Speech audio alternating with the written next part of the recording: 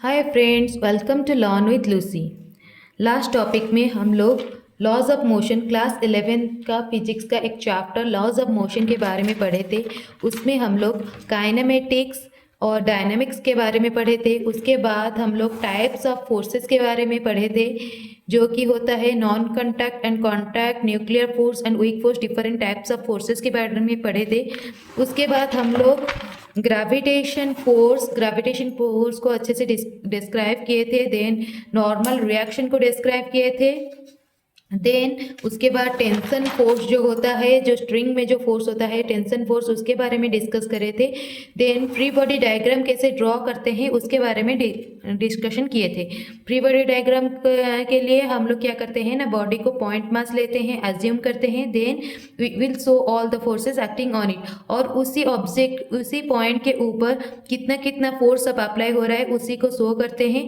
और ये जो फोर्स जो हम लोग शो करते हैं according to the reference frame और इनर्शियल फ्रेम के थ्रू ही हम लोग क्या करते हैं, रेफरेंस फ्रेम मतलब कोई एक इस फ्रेम में कोई एक ऑब्जर्वर रहेगा तो ये देखेगा कि इसके ऊपर क्या क्या फोर्स अप्लाई हो रहा है। और इनर्शियल फ्रेम किसको बोलते हैं, जिसमें कि अगर कोई according to the Newton's first law जब तक के फोर्स अप्लाई नहीं हो रहा है, बॉडी जो स्टेट में है उसी स्टेट में रहने को क्या बोलते हैं ना, इनर्शियल स्टेट। तो वो उसी फ्रेम को बोलेंगे इनर्शियल फ्रेम, जो कि ग्राउंड ऑब्जर्वर होता है।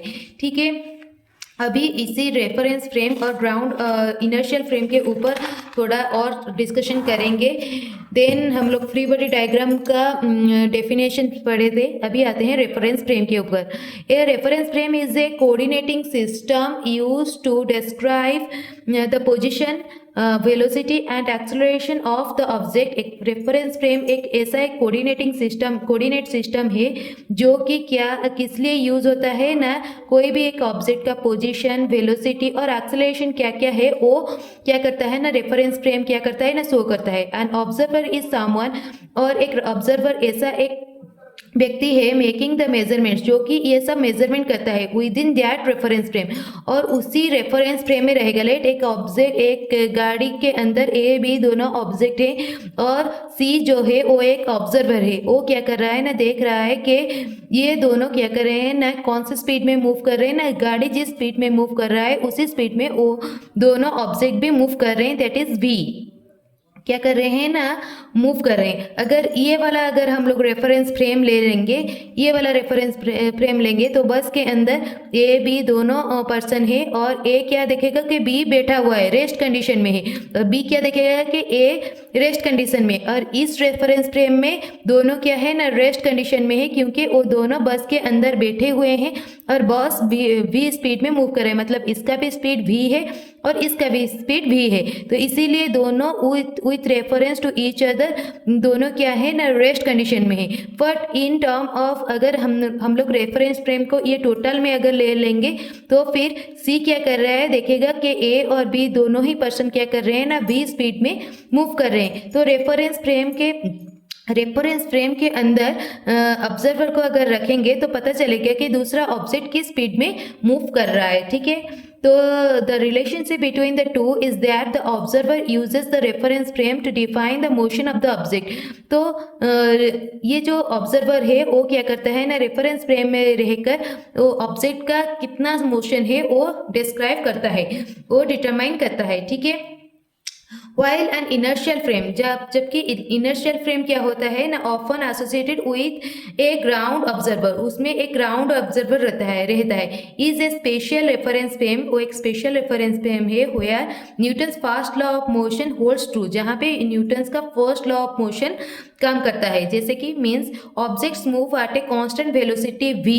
अगर कोई एक ऑब्जेक्ट कांस्टेंट वेलोसिटी, उसका स्पीड क्या है ना, कांस्टेंट है, उसी स्पीड में वो मूव करेगा जब तक कि उसके ऊपर कोई फोर्स अप्लाई नहीं हो रहा है। उसके ऊपर अगर पॉजिटिव फोर्स अप्लाई होगा तो उस ऑब्जेक्ट का वेलोसिटी क्या हो जाएगा ना, बढ़ जाएगा। इसका मतलब वो ऑब्जेक्ट क्या करेगा ना, एक्सेलरेट करेगा। ठीक है ना, कोई अगर ऑब्जेक्ट अगर रेस्ट कंडीशन में अनलेस एंड अनटिल उसके ऊपर फोर्स अप्लाई नहीं होता है तब तक वो ऑब्जेक्ट क्या हो रहा है ना, रेस्ट कंडीशन में रह रहा है। ठीक है, तो न्यूटन्स फर्स्ट लॉ बोलते हैं कि जब तक कोई एक ऑब्जेक्ट के ऊपर फोर्स अप्लाई नहीं होता तब तक उसका कोई भी स्टेट चेंज नहीं होता। मतलब अगर रेस्ट में है तो रेस्ट में रहेगा, अगर एक कांस्टेंट स्पीड में है तो एक कांस्टेंट स्पीड में ही रहेगा, उसका स्पीड भी चेंज नहीं होगा। मतलब एक्सेलरेट नहीं होगा कि डिसेलरेट भी नहीं होगा, स्पीड बढ़ेगा भी नहीं कि कमेगा नहीं, घटेगा नहीं। तो बढ़ने के अगर बढ़ रहा है तो फिर वो ऑब्जेक्ट क्या हो रहा है ना, एक्सेलरेट कर रहा है, अगर उसका स्पीड कम हो रहा है तो फिर वो डिसेलरेट कर रहा है। ठीक है ना, तो essentially all inertial frame are reference frame. तो सभी इनर्शियल फ्रेम क्या होगा ना, सभी इनर्शियल फ्रेम को हम लोग रेफरेंस फ्रेम बोल सकते हैं, बट सभी रेफरेंस फ्रेम को हम लोग इनर्शियल फ्रेम नहीं बोल सकते। क्यों? जबकि एक ऑब्जेक्ट अगर एक्सेलरेट कर रहा है तो वो एक रेफरेंस फ्रेम में हम लोग उसको उसका स्पीड को डिटरमाइन कर सकते हैं, पर इनर्शियल फ्रेम में उसमें क्या आ जाएगा ना, कितना फोर्स अप्लाई हो रहा है जिसकी वजह से उसका स्पीड क्या हो रहा है ना, चेंज हो रहा है, ये आ जाएगा। इसीलिए सभी इनर्शियल फ्रेम क्या होगा ना, रेफरेंस फ्रेम आ जाएगा, बट सभी रेफरेंस फ्रेम क्या होगा, इनर्शियल फ्रेम नहीं होगा। तो अगर हम लोग अगर हम लोग ये वेन डायग्राम में रिप्रेजेंट करेंगे तो ये क्या हो गया, बड़ा वाला जो बॉक्स है ये क्या है ना, रेफरेंस फ्रेम है, रेफरेंस फ्रेम है, और उसी के अंदर क्या है ना, एक इनर्शियल फ्रेम है, इनर्शियल फ्रेम। ठीक है ना, ये रेफरेंस फ्रेम है, इनर्शियल फ्रेम है। तो सभी जो इनर्शियल फ्रेम है वो सब क्या होते हैं ना, रेफरेंस फ्रेम हो सकते हैं, बट सभी रेफरेंस फ्रेम मतलब ये वाला जो पर्सन हो गया, ये क्या हो गया, इनर्शियल फ्रेम होगा क्या, नहीं होगा।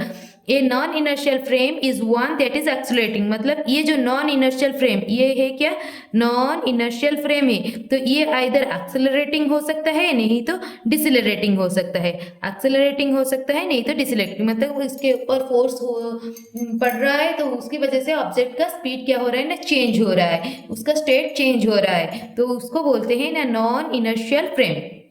ठीक है, तो न्यूटन्स फर्स्ट लॉ क्या होता है ना, if the net force acting on a body is zero. अगर कोई एक बॉडी ऑब्जेक्ट के ऊपर जो नेट फोर्स, मतलब एक ऑब्जेक्ट के ऊपर हम लोग क्या कर रहे हैं ना, इधर से फोर्स अप्लाई कर रहे हैं, इधर से फोर्स अप्लाई कर रहे हैं, इधर से, तो अगर हमारा ये जो नेट फोर्स है उसके ऊपर जो नेट फोर्स अप्लाई हो रहा है अगर ये जीरो है तो फिर उस बॉडी में कोई भी स्टेट क्या होगा ना, चेंज नहीं होगा। अगर ये कांस्टेंट स्पीड में मूव कर रहा होगा तो उसी स्पीड में मूव करेगा, अगर ये रेस्ट कंडीशन में होगा तो ये रेस्ट कंडीशन में रहेगा। तो इसका क्या होगा ना, net acceleration is also zero. तो इसका नेट जो एक्सेलरेशन होता है वो क्या हो जाता है ना, जीरो होता है। That is no change in state of the body. अगर कोई ऑब्जेक्ट के ऊपर जो नेट फोर्स अप्लाई हो रहा है अगर वो क्या है ना, जीरो है, अगर वो क्या है ना, जीरो है, तो फिर उसका एक्सेलरेशन भी क्या हो जाएगा ना, जीरो हो जाएगा। इसको अगर मैथमेटिकली शो करेंगे तो कैसे होगा ना, F1 plus F2 plus F3 is equal to zero. Let एक बॉडी के ऊपर हम लोग तीनों डायरेक्शन में फोर्स अप्लाई कर रहे हैं और उनका नेट फोर्स जो है वो क्या है ना, जीरो है। तो अगर body is at rest will remain at rest. तो ऑब्जेक्ट अगर रेस्ट कंडीशन में था तो वो आगे भी रेस्ट कंडीशन में रहेगा क्योंकि उसमें नेट फोर्स क्या है, जीरो है। अगर body is in motion, body in motion will remain in motion at a constant velocity. मतलब अगर ऑब्जेक्ट क्या है, एक मोशन में, एक कांस्टेंट वेलोसिटी, एक कांस्टेंट स्पीड में अगर मोशन कर रहा है तो उसी स्पीड में वो क्या करेगा ना, मोशन करेगा। ठीक है, मूव करेगा, means speed is constant and is in the same direction. Same direction में वो क्या कर रहा है ना, मूव कर रहा है। तो इक्विलिब्रियम स्टेट क्या है, इक्विलिब्रियम स्टेट क्या है ना, if the net force acting on the body is zero. अगर नेट फोर्स जो है अगर जीरो है then the body is in equilibrium state. Then उसी स्टेट को क्या बोलेंगे ना, इक्विलिब्रियम स्टेट बोलेंगे। ठीक है, अभी आते हैं फर्स्ट लॉ का। अगर शॉर्टकट में लिखेंगे तो क्या लिखेंगे ना, F net is equals to zero, so a net is equals to zero, no change state of the body and this is called the equilibrium state. अभी क्वेश्चन कर लेते हैं। क्वेश्चन है, एक 2 kg का मास और एक 5 kg का मास क्या हुआ है ना, दो स्ट्रिंग के बदौलत लटका हुआ है। 2 kg एक सरफेस के थ्रू, एक स्ट्रिंग के थ्रू लटका हुआ है, और 5 kg है वो 2 kg के साथ एक स्ट्रिंग के थ्रू लटका हुआ है। ठीक है, find the tension in both the string system is in equilibrium condition, मतलब सिस्टम क्या है वो इक्विलिब्रियम कंडीशन में है, मतलब उसके ऊपर कोई भी extra amount of force apply नहीं हो रहा है, उसका एक्सेलरेशन क्या है ना, जीरो है। तो अगर इसी कंडीशन में है सिस्टम तो फिर ये जो टेंशन है ये टेंशन कितना है। पहले हम लोग इसका फ्री बॉडी डायग्राम ड्रॉ कर लेते हैं। 2 kg के लिए पॉइंट मास ले लिया, उसके ऊपर की तरफ always tension act in the away from the object, away from the object मतलब टी, तो टी ऊपर की तरफ आएगा, नीचे की तरफ क्या होगा, स्ट्रिंग अलग हो गया तो फिर टेंशन अलग हो जाएगा T1, और उसके लिए जो ग्रेविटेशनल फोर्स हो जाएगा वो क्या हो जाएगा, नीचे की तरफ mg, that is weight equal to mg, ए मतलब 2 इंटू जी मतलब क्या है, gravitational acceleration, that is 10 newton, that is 20 newton, इधर क्या हो जाएगा ना 20 newton, 2 into 10 newton, that is total के अमाउंट में अगर फोर्स को देखेंगे तो 20 न्यूटन का ग्रेविटेशनल फोर्स नीचे की तरफ एक्ट हो रहा है।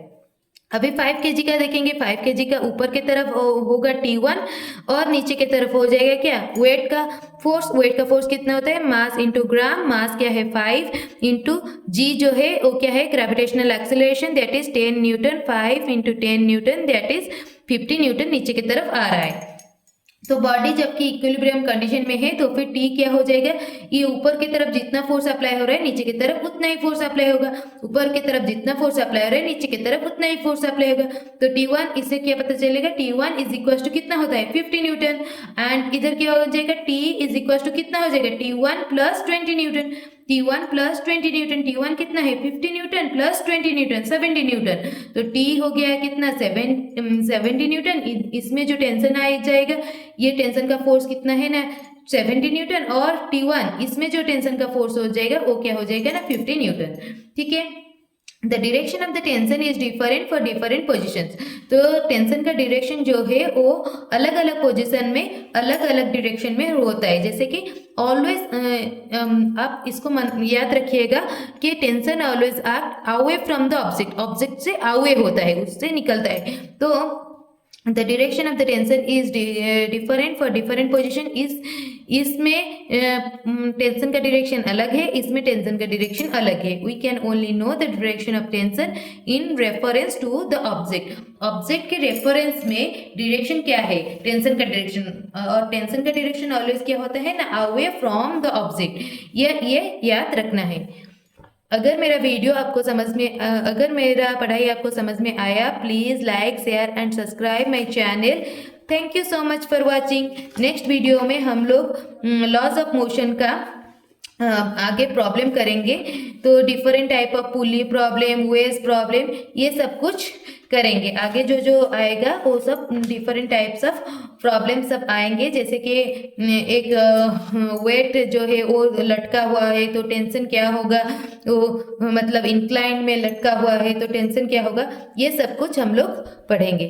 Thank you so much. Please subscribe my channel.